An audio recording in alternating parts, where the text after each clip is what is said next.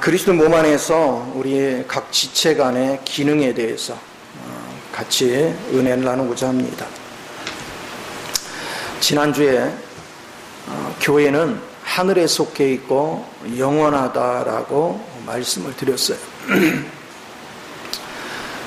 근데 이제 에베소서는 우리가 하늘에 속해 있다.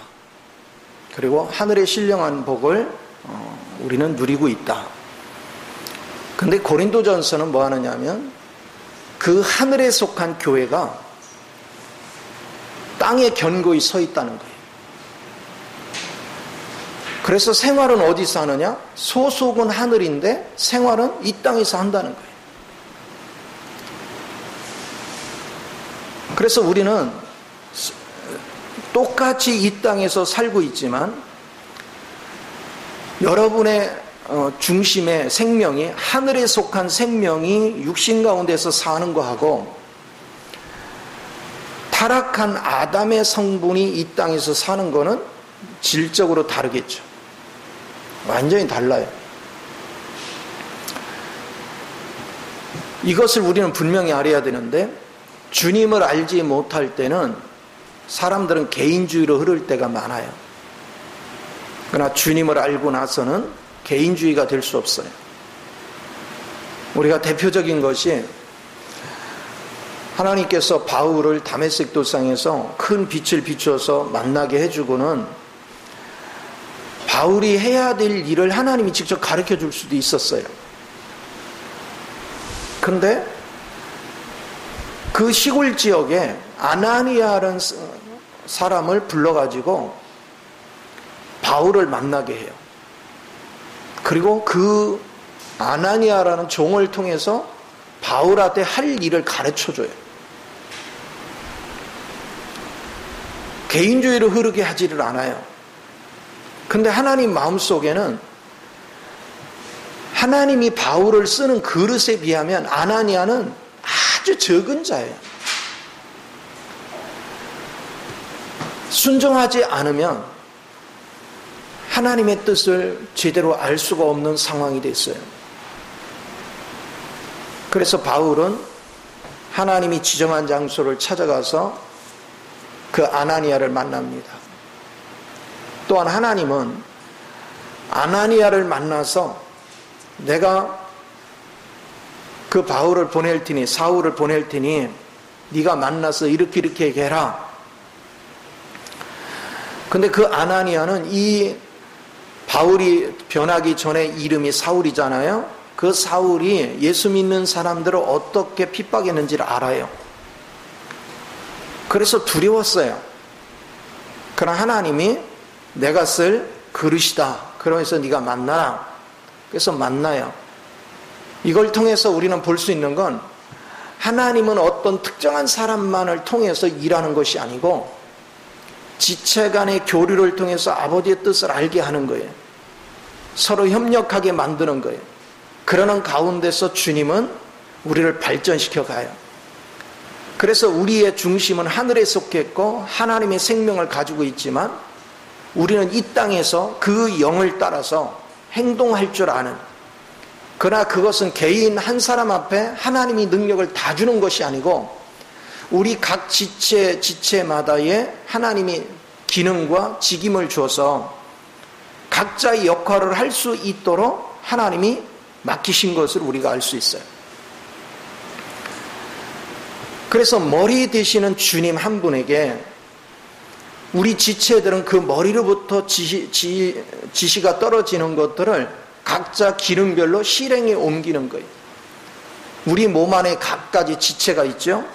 머리의 지시를 따라서 일사불란하게 각 지체가 기능을 발휘하듯이 우리 각자에게는 하나님이 쓰기에 합당한 지체로서의 기능들이 있다. 그러니까 하나님을 머리로 삼고 그리스도를 머리로 삼고 그 영의 인도를 받는 사람은 다 인식하게 돼 있어요. 하나님의 생명은 반드시 우리로 하여금 어떤 지각이 열려서 하나님의 어떤 것을 인식할 수 있도록 그렇게 만드셨어요. 그래서 우리가 활동을 할 때 우리는 무엇을 갖게 되느냐? 성육신의 원칙을 갖게 돼요. 예수님이 육신을 입고 이 땅에 오셨듯이, 하나님이신 예수님이 육신을 입고 이 땅에 오셨듯이, 하늘에 속한 교회가, 그리스도의 몸된 교회가 육신 안에서 그리스도의 뜻을 준행하는 이 성육신의 원칙을 우리는 볼 수가 있어요. 그런 원칙 안에서 여러분은 계속 생활을 해야 돼. 그러니까 우리는, 교회는 뭐냐면 하늘에만 속해도 안 되고 땅에도 속해야 되고 하늘에도 속해야 돼. 그런데 땅에 속했다 해서 땅에 끌려다니지를 않아. 항상 하늘의 지시를 따르고 하늘의 능력을 가지고 세상 가운데서 승리하며 사는 거예요. 여러분의 가정도 여러분이 아담 안에서 다스리기 때문에 실패를 거듭하는 거예요. 그러나 하나님의 영의 인도를 받아서 우리가 그 머리 안에서 승리를 해 간다면 여러분은 날마다 진정한 승리를 이루게 될 수 있다 하는 걸 우리가 알 수가 있어요. 그래서 우리는 이 교회가 머리 되시는 그리스도로 인하여 각 지체들에게 분포가 이루어지는데, 이럴 때 우리는 오늘 여기 읽은 본문에 4가지의 원칙이 들어져 있어요. 그 4가지의 원칙에 합당하게 우리가 기능을 발휘해 갈 때 진정한 교회다운 교회가 되고 하나님이 기뻐하는 교회가 될 수 있다는 것을 우리는 분명히 깨달아야 돼요. 제가 계속해서 이 교회에 대해서 설명하는 이유는 하나님의 갈망은 오직 교회예요. 교회를 통해서 하늘에 있는 것과 땅에 있는 것과 땅 아래에 있는 것들이 하나님 앞에 다 굴복시키는 거예요. 그리고 교회를 통해서 하나님을 알지 못하는 사람들에게 소금이와 빛의 역할을 감당함으로 하나님의 생명을 공급하는 거예요. 이제 다음 주에는 공급의 원리를 다뤄주겠는데, 이런 원칙들에 대해서 여러분이 자꾸 영적인 눈을 뜨는 은혜가 대단히 중요한 것이죠. 자, 그러니까 그리스도 몸 안에 있는 여러분은 여러분이 개인주의로 흐를 수가 없어요. 여러분이 독단주의로 살아갈 수가 없어요. 여러분은 머리로부터 지시를 받아서 그 머리에 합당한 그런 삶을 살아가야 되는 것입니다. 자, 그것을 제대로 할 줄 아는 사람은 저절로 하나님의 축복이 오는 것이고, 그거를 할 줄 모르고 그거에 관심도 없고 그런 사고조차도 없는 사람은 지각이 열리지 않았으니까 여전히 그 사람은 아담 안에서 사는 사람이에요. 아담 안에 사는 사람은 이미 저주를 받은 사람이에요. 왜? 십자가에서 주님이 죽으실 때 다 죽은 거거든요. 이미 저주 아래 있는 거야. 그럼 내가 저주 아래서 살면 모든 생활이 다 저주로 받는 거예요. 그런데 우리는 그리스도의 영을 따라서 그리스도 안에 살면 모든 것이 형통해지는 거야. 그러면 사람들의 의식 속에는 뭐가 있냐면, 세상에서 돈을 잘 벌고 생활이 안정되고 편안하고 이게 형통이라고 생각을 해. 우리의 진정한 형통은 뭐냐? 내 안에 그리스도 영이 흘러 들어와서 내 안에 내 생각과 감정과 의지와 육체 가운데서 맘 놓고 통로를 얻게 해줬을 때 우리는 형통의 길을 걸어가는 거예요. 하나님이 내 속에 오셔서 하늘에 속한 모든 것들을 적용해서 축복을 하려고 하는데, 우리의 천연적인 생명이나 옛 생명들이 가로막고 있어서 그분이 통로를 얻지 못하면 우리는 불행한 역사를 사는 것입니다. 우리는 날마다 이 사실에 대해서 인식이 분명해야 돼요. 여러분 안에 그리스도의 생명이 있으면 그 생명의 인식은 항상 있는 거예요. 모든 생명에는 인식이 있어요. 인식이.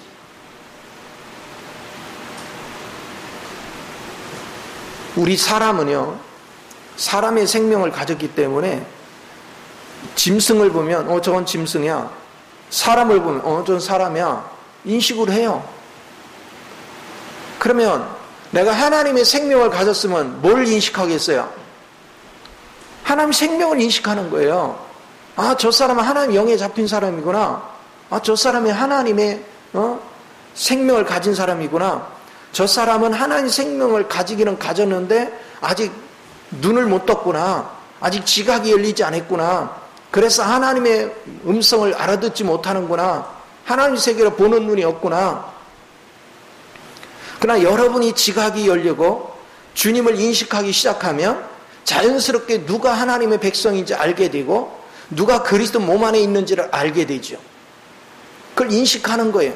그래서 서로 협력할 수 있는 은혜를 갖게 되는 거예요. 그러니까 가장 안타까운 것은 성경은 적나라하게 정확하게 이 표현들을 하고 있는데 못 알아듣는 거예요. 그래서 고린도전서를 바울이 쓸 때 고린도 교인들이 이걸 모르니까 분열을 하는 거예요. 분열을. 계속해서 개법하다 아볼로파다 뭐에다 막 분열이 일어나는 거예요. 그런가 하면 자기 육체를 다스리지 못해서 음행을 저지르고 자유를 줬는데 자유는 영의 질서를 따라서 자유를 누려야 되는데 방종을 해요. 자기 육체가 자기 멋대로 하는 게 그게 자유인 줄 알고. 그리고 모든 것은 위계 질서가 있는데 위계 질서를 깨버리고 자기 멋대로대로 행동해. 그리고 그리스도의 생명, 부활의 생명 안에서 우리는 그분의 살과 피를 먹고 마심으로 한 생명 안에서 한 양식을 가지고 한 영을 따라서 살아가야 되는 것이 복음의 원리인데 그 원리를 몰라요. 자기 멋대로대로 행동을 해. 그러니까 하나님이 요구하는 그 교회하고 아무 상관이 없는 그런 불쌍한 인생들을 사는 거예요. 그래서 11장까지 이런 거에 대한 경고를 하시고 12장부터 본격적으로 하나님의 그 그리스도의 몸이 뭔지를 얘기하고 은사를 통해서 각 기능별로 지체 안에 하나님이 어떤 은사를 줬는가, 그 은사는 자기 자랑하는 것이 아니라 몸을 위해서 그 지체들이 자기 역할을 하는 거예요. 여러분이 우리 눈은 눈 자체를 위해서 일하는 게 아니라 우리 몸을 위해서 일하는 거예요. 우리의 귀도 귀 자체를 위해서 일하는 게 아니라 우리 몸을 위해서 일하는 거야. 이것을 인식하는 거예요. 그러니까 여러분이 그리스도의 몸 안에 있으면 여러분은 여러분 자신을 위해 살 수가 없어요. 반드시 우리는 몸을 위해서 살아야 돼요. 하나님의 명을 따라서 몸을 위해서 살아야 돼요. 그런데 개인주의로 흐르고 자기밖에 모르는 사람은 교회 안에 있는 사람이 아니에요. 그리스도 몸 안에 있는 사람이 아니야. 몸에서 끊어진 사람이에요. 그러니까 그리스도 은혜와 아무 상관이 없어. 오늘 어떻게 우리는 실제 속에서 살 것인가, 이거로 고민할 수 있어야 돼요. 그래서 오늘 4가지를 바울은 지금 지적하고 있습니다. 그 첫 번째를 봅시다. 15, 16절을 제가 볼게요. 만일 발이 이르되 나는 손이 아니니 몸에 붙지 아니하였다 할지라도 이로써 몸에 붙지 아니한 것이 아니요, 귀가 이르되 나는 눈이 아니니 몸에 붙지 아니하였다 할지라도 이로써 몸에 붙지 아니한 것이 아니니, 이래요. 이게 무슨 뜻이냐면 이런 거예요. 하나님이 나한테 코의 역할을 맡겼어요. 그런데 나는 그거 하기 싫어. 나는 귀 역할을 하고 싶어. 나는 눈의 역할을 하고 싶어. 그러면서 안 하는 거예요. 나는 눈의 역할을 하고 싶은데 안 시켜주니까 안 해. 그리스도 몸 안에 있다는 것은 내가 원하는 걸 하는 게 아니고 주님이 주신 기능을 따라 하는 거예요. 주님이 여러분에게 주신 기능을 따라 여러분이 살아가는 거야. 근데 많은 사람들이 착각하는 것이 기능을 따라 사는 게 아니라 자기가 원하는 것이 이루어지지 않으면 헌신할 생각이 없어. 그 왜 그래요? 소경이라 그래요. 그리스도 몸을 본 적이 없어. 그리스도 영으로 깨우친 적이 없어. 그리스도 영으로 깨우친 사람만이 교회 안에서 하나님이 내게 준 기능이 뭔지 그걸 분명히 알고, 내가 귀에 위치면 듣는 일을 부지런히 하고, 보는 위치면 보는 일을 부지런히 하는 거예요. 내가 원하는 걸 하는 게 아니라 하나님이 내게 맡긴 것을 하는 거예요. 우리 이걸 깨달아야 돼요. 그런데 오늘날 교회 다니면서 많은 사람들이 어떻게 행동합니까? 자기가 원하는 거 안 시키면 안 하지요. 자기가 원하는 것만 하려고 하잖아요. 그래서 뭐 좀 시키면 내가 원하는 게 아니라는 거예요. 그래서 싫대. 그런 사람은 교회 안에 있는 사람이 아니에요. 교회 안에 있는 사람은 하나님이 맡긴 기능을 따라서 순종해 가는 겁니다. 그래서 내가 원하는 것이 아니라 아버지가 지시한 것. 우리가 성경의 달란트 비유를 보서 주님이 말씀하시는 거예요. 5달란트 받은 자가 열심히 헌신했더니 5달란트를 남겼어요. 2달란트 받은 자가 열심히 헌신했더니 2달란트를 남겼어요. 근데 1달란트 받은 자는 땅에 묻어버렸어. 쉽게 말하면 헌신을 안 했어.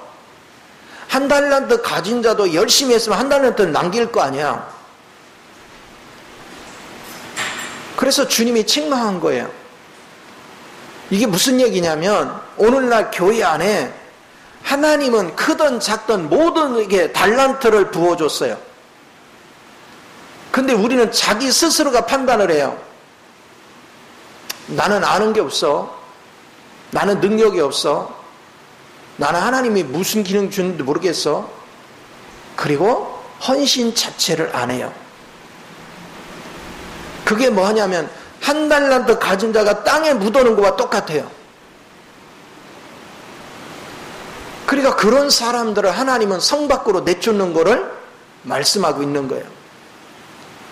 오늘 우리가 신앙생활하면서 항상 잊지 말아야 될 것은 누구에게나 하나님은 기능을 줬다. 달란트를 다 줬습니다.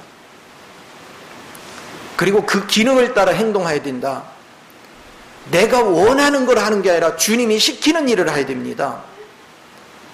그리고 내가 판단하는 것이 아니라 주님이 판단합니다. 그러니까 크든 작든 주님이 주신 것을 활용할 줄 알면, 그거에 충성하려고 하면 하나님은 할 수 있는 능력을 계속 공급해 주십니다.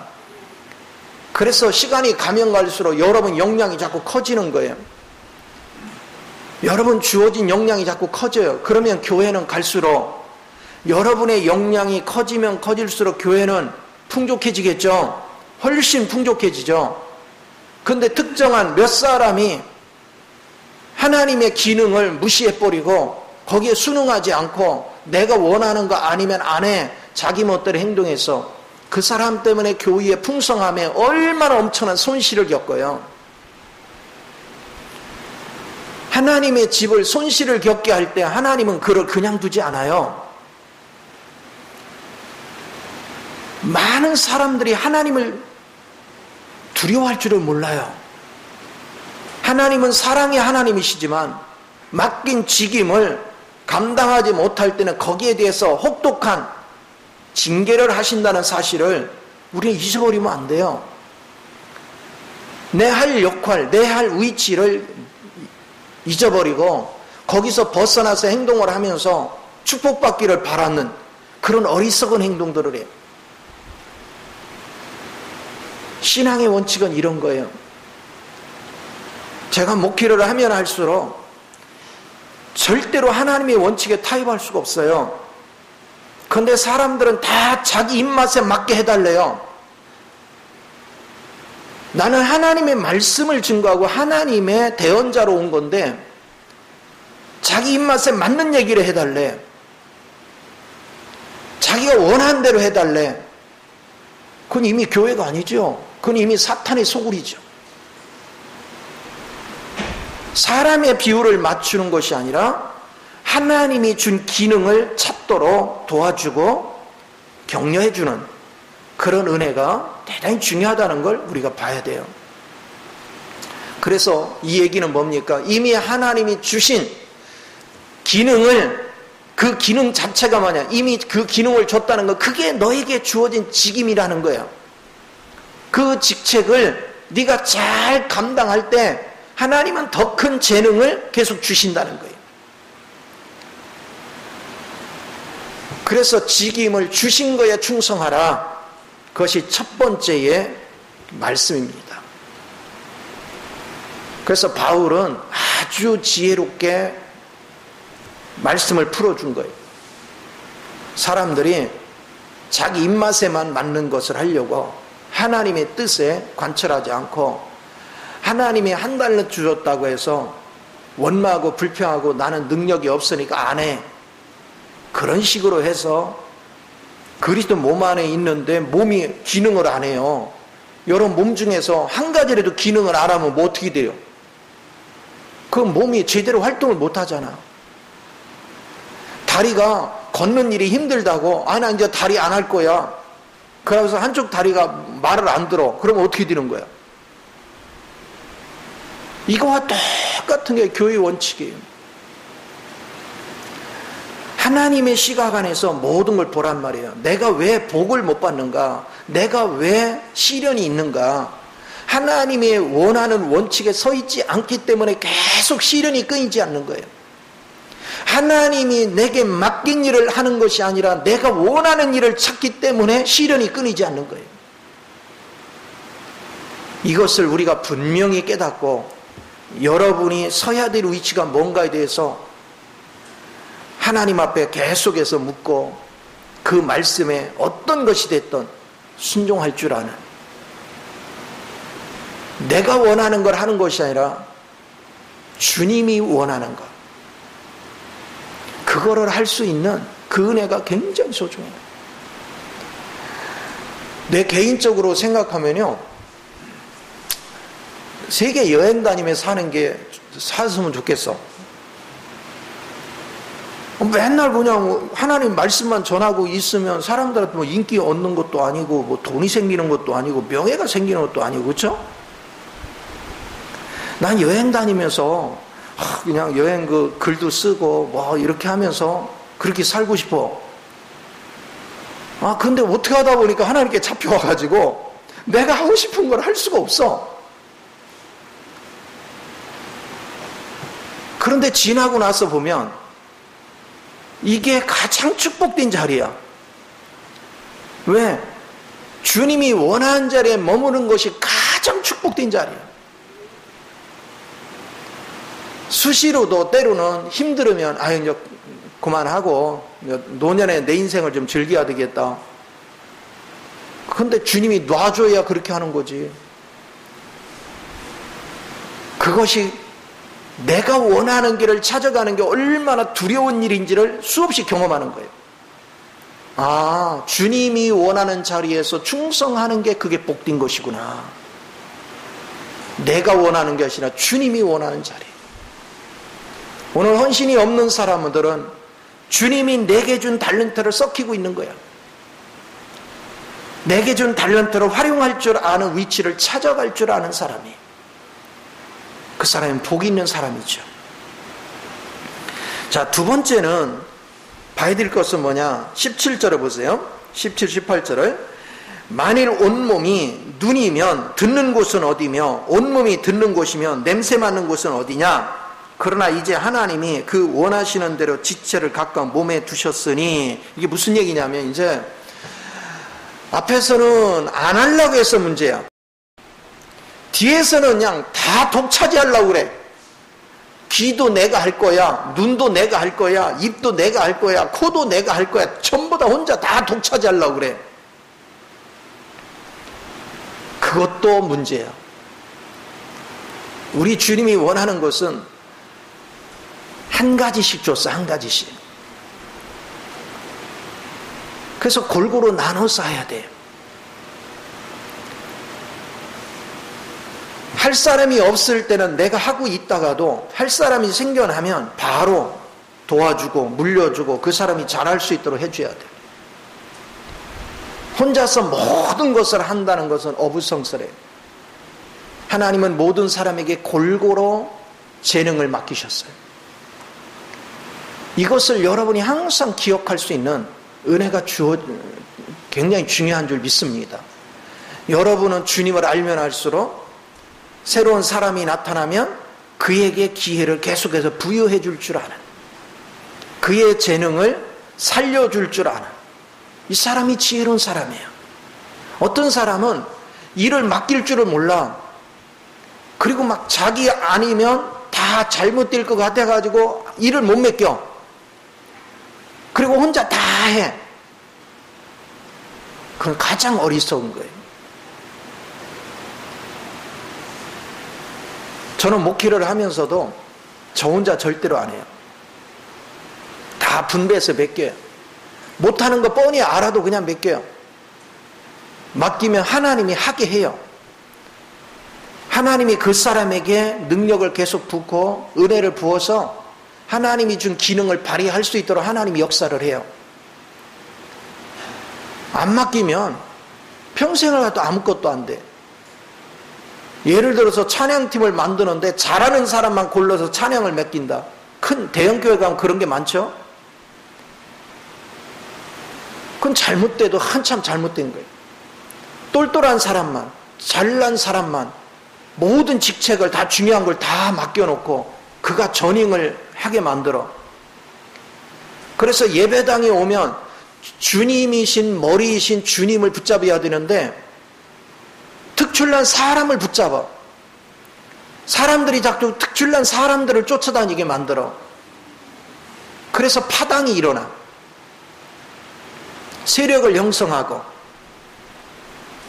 우리는 사람을 붙잡으면 안 돼요. 무조건 그리스도를 붙잡아야 돼요. 그리스도 안에서 우리가 하나 되는 것이 중요해요. 여러분이 목사를 붙잡아도 안 돼요. 목사가 중요한 게 아니라 목사를 움직이는 주님을 주목해야 돼요. 주님, 그 목회자를 통해서 주님이 어떻게 역사하시는가. 주님을 주목해야지 그 목사가 똘똘한 것이 아니라 그 주님이 목사를 사용하고 있는 거예요. 그래서 골로새서 2장 19절에 생명이 있는 자는 머리를 붙잡으라는 거예요. 머리. 교회 안에는 머리를 붙잡아야 되는데 머리가 아닌 것을 자꾸 붙잡는 사람들이 있어. 이것을 여러분이 절대로 잊어버리지 말고 다른 사람에게 자꾸 기회를 줘라. 다른 사람에게 일을 맡길 줄 아는, 그래서 그리스도의 몸 안에서 하나님의 은혜를 같이 공유하면서 하나님이 맡겨진 기능들을 다 발휘할 수 있는 그런 능력의 자리에 세워지는 것이 대단히 소중하다. 그래서 우리는 기회를 모든 사람에게 주고 그 기능에 맞도록 그 일을 감당할 수 있는 은혜의 위치에 있어야 되는 걸 믿으시 바랍니다.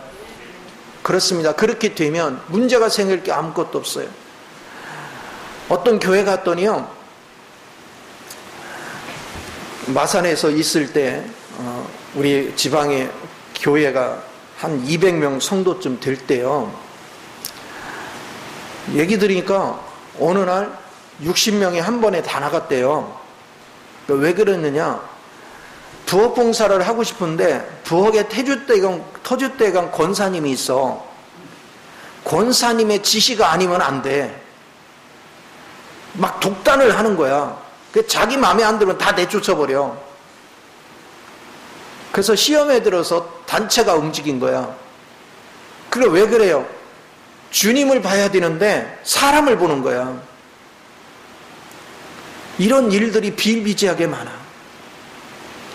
오늘 그리스도가 무엇이고 교회가 뭔지, 그 안에서 기능을 발휘하는 것이 뭔지에 대해서 분명해지면 우리는 자꾸 협력해야 돼요. 적은 인원이 있을 때는 몇 가지 맡을 수밖에 없어요.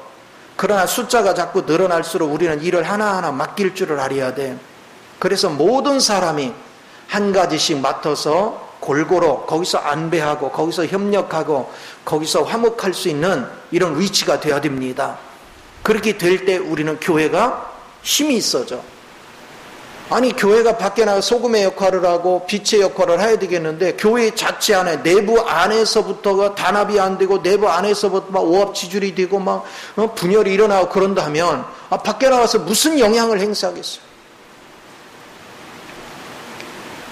교회 안에서부터 내적으로 질서가 살아있는, 생명력이 살아있는 실제를 우리가 나타내는 이 훈련이 너무나도 중요하다는 것에 대해서 여러분이 인식을 새롭게 하는 은혜가 필요한 줄 믿으시기 바랍니다. 하나님은 그것을 우리에게 요구하고 있어요. 자, 그 다음에 세 번째 봐야 될 것은, 자, 몇 절이야? 21절부터 봅시다. 21, 22절. 눈이 손더러 내가 너를 쓸 데가 없다 하거나 또한 머리가 발더러 내가 너를 쓸 데가 없다 하지 못하리라. 그뿐 아니라 더 약하게 보이는 몸의 지체가 도리어 요긴하고. 이게 무슨 얘기냐면, 눈의 역할을 하면서 가만히 보니까 저 코가 영 현찮아. 그러니까 잘라. 너 코 하지 마. 그럼 코가 어떻게 되는 거예요? 여러분의 귀가 잘 못 듣는다고, 야, 귀구멍 닫아. 없애. 그러면 어떻게 되는 거예요? 오늘 교회 안에 이런 일이 많다는 거예요. 어떤 사람이 자기 역할을 잘하고 기능을 잘 발휘하는데 다른 사람 뭐를 시키니까 자기가 볼 때에 시원찮거든? 그러니까 하지마, 잘라. 이런 식이라는 거. 물론 죄를 짓는 거와 기능을 발휘하는 건 다른 거예요. 범죄를 하면 그거는 경고를 몇 번 하고 그래도 안 되면 이방인까지 취급하라고 얘기했죠. 그거와는 별개예요. 우리는 사람이 약해 보인다고 해서 무시하는 것이 아니라 그가 더 잘할 수 있도록 도와줘야 돼요. 그가 더 잘할 수 있도록 힘을 발휘할 수 있도록 이끌어줘야 돼요. 그렇지 않고 그냥, 야, 넌 못하니까 그냥 그만둬. 그러면 어느 순간에 각 기능들이 자꾸 없어지는 거예요. 우리 몸 안에도 그런 게 있잖아요. 만약에 오른손은 잘 활용도가 좋아요. 근데 왼손은 여의치가 않아. 오른손이 왼손한테 너 그만둬, 잘라. 그럼 어떻게 되는 거예요? 왼손도 왼손으로서 역할이 있어요. 새끼손가락 너 별로 하는 것도 없는데 그런다고 해서 문제가 생깁니다. 교회 안에 이것을 항상 주목하라는 거예요. 사람들은 자꾸 저 사람이 일을 잘하고 못하는데 초점을 많이 둬요. 그리스도 안에 있는 거는 하나님이 기능을 주셨으면 은혜도 주실 거예요. 그리고 그 기능의 능력도 주실 거야.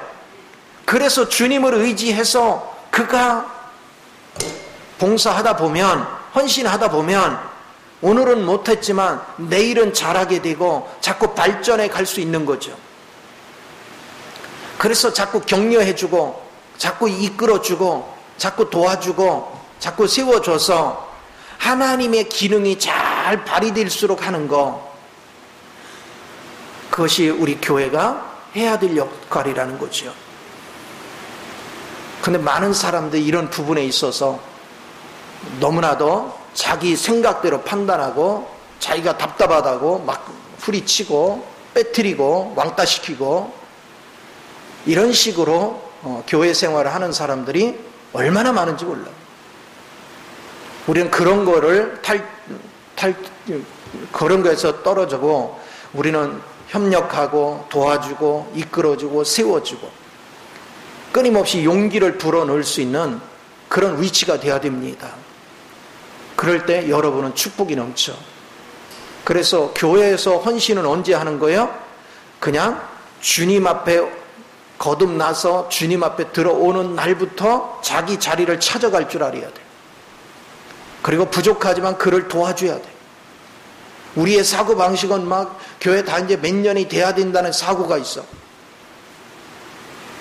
우리는 빠르면 빠를수록 좋아. 헌신의 자리가 빠르면 빠를수록 하나님의 축복을 누릴 수 있어요. 하나님의 은혜를 누릴 수 있어요. 하나님의 능력을 덧입을 수 있어. 그러면 자기도 유익하지만 그리스도의 몸을 이루는 교회가 다 유익해져. 나로 인해서 교회가 손실을 볼 수도 있고 나로 인해서 교회가 유익해질 수 있어. 그래서 가장 약하게 보이는 자가 가장 요긴하게 쓰인 때가 있다는 거예요. 저는 가끔 가다가 믿음이 약한 사람들하고 이렇게 상담을 하다 보면, 답답한 것을 얘기하고 상담하다 보면 거기서 주의 음성을 들을 때가 많아요.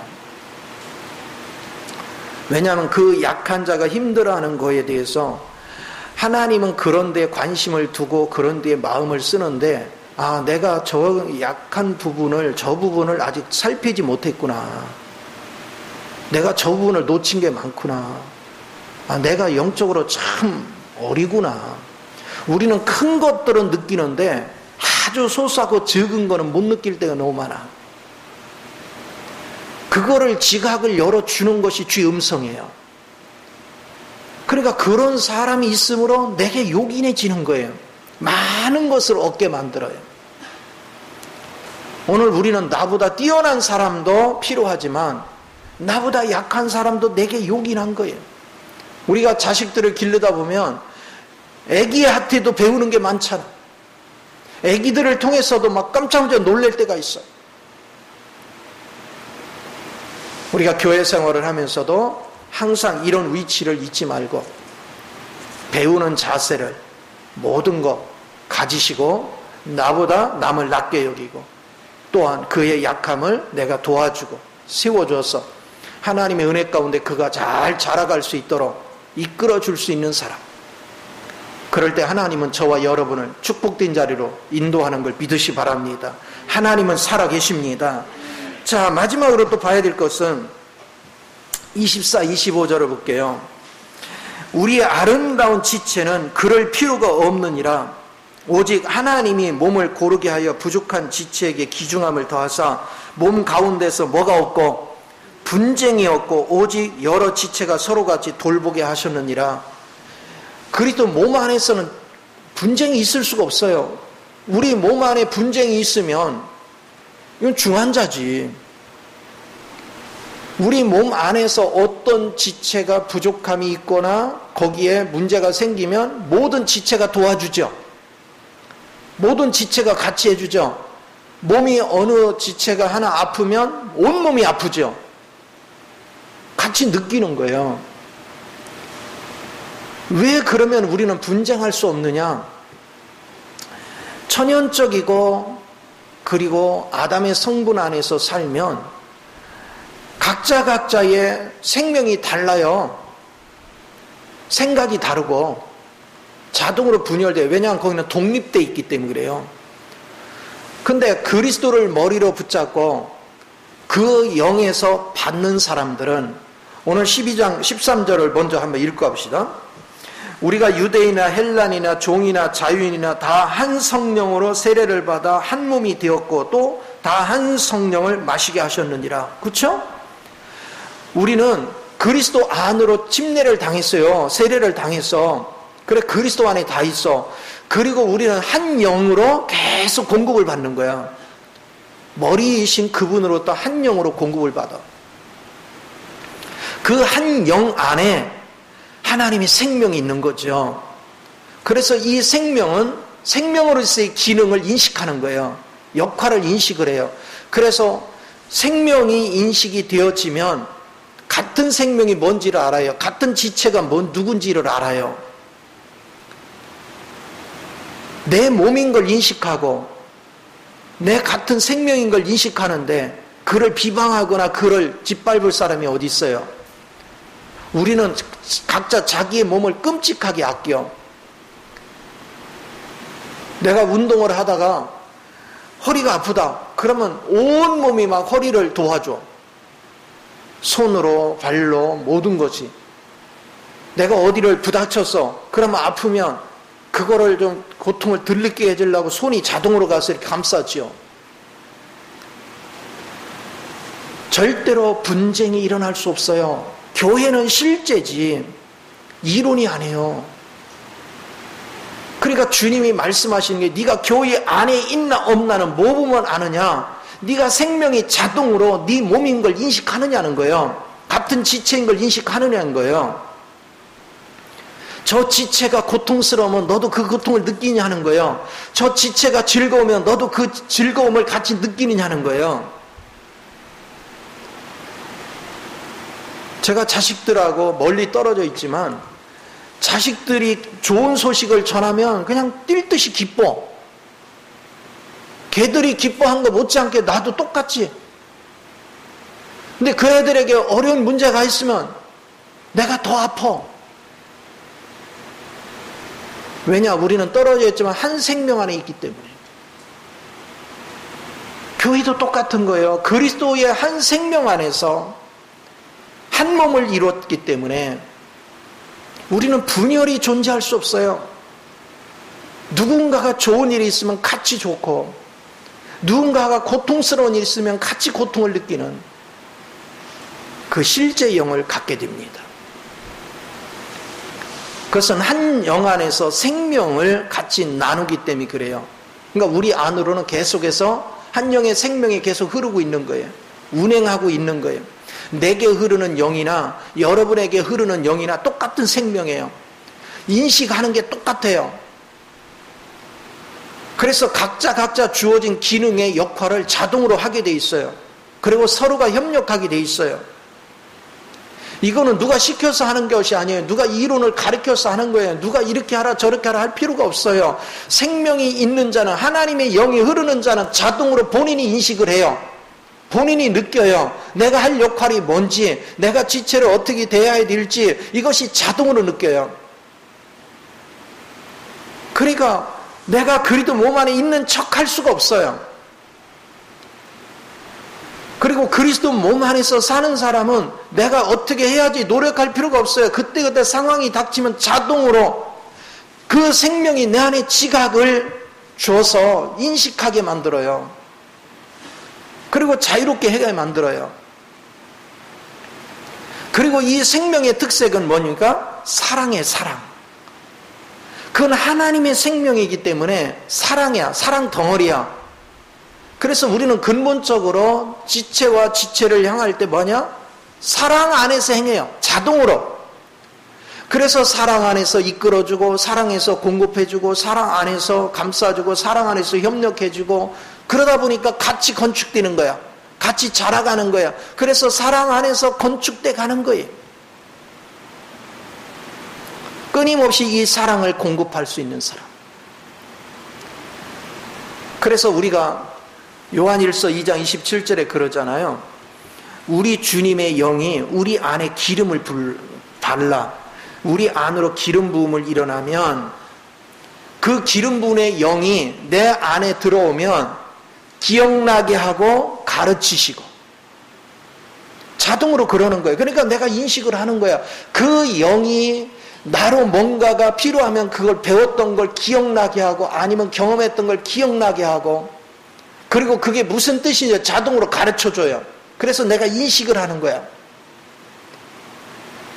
그러니까 교회 생활을 어떻게 하는 거예요? 배우는 게 아니라 그리스도 영을 사는 훈련이 되어지면 자동으로 인식되고 자동으로 깨달아지고 자동으로 할 역할을 알아요. 내가 뭐를 해야 될지를 알아. 하나님의 영이 내 안에서 느끼게 해주고 인식하게 해주는 거는 내가 거부할 수가 없어요. 거부하면 할수록 그것을 실행할 때까지 하나님이 계속 압박을 줘요. 계속 깨름칙해요. 어떤 때는 막 안 하면 잠을 못 이루게 만들어. 한다고 굴복할 때까지. 그래서 억지로 해도 되고 안 해도 되는 것이 아니에요. 내가 하고 싶으면 하고 말고 싶으면 말고 그 얘기는 뭐냐? 그 사람이 교회 안에 있는 사람이 아니라는 거예요. 다른 말로 하면 그리스도 몸 안에 있는 사람이 아니라 이거예요. 그리스도 몸 안에서 그 영을 따라서 공급을 받는 사람은 자동으로 내가 하고 싶어 하고 안 하고 싶어가 아니라 하나님의 영이 이끌면 자동으로 안 할 수가 없어. 그게 살아있는 교회예요. 그게 살아있는 그리스도 몸입니다. 그래서 우리 주님은요, 에베소서를 통해서는 하늘에 속해, 교회는 하늘에 속했고, 그리고 영원하며 그리스도 몸이다. 이렇게 얘기해요. 근데 고린도 전서에서는 뭐라고 하냐면, 그리스도의 몸뿐이 아니라 너희는 지체다. 각 지체다. 각 지체는 협력해야 된다. 그래서 하나님은 그 지체가 기능을 발휘하도록 각자에게 은사를 부어준다. 그 은사를 받은 자는 그 은사의 역할을 하는 게 직임이다. 그 직임은 충성을 다해야 된다.